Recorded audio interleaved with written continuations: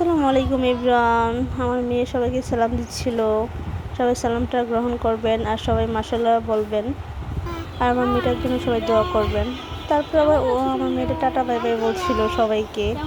আমি সাইড থেকে বলছি সবাইকে বলো কেমন আছো আঙ্কেল আন্টিরা। ওর ভাষায় কথা বললো।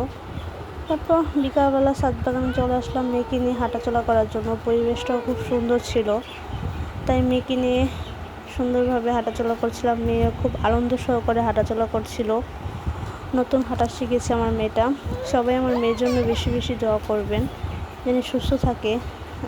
তারপরেই তো আমি শর্ট ভিডিও করে নিচ্ছিলাম, ফাঁকে ফাঁকে আপনাদের সাথে শেয়ার করব। তাই মেয়েটা খালি কান্না করছিল, ভিডিও করবে না।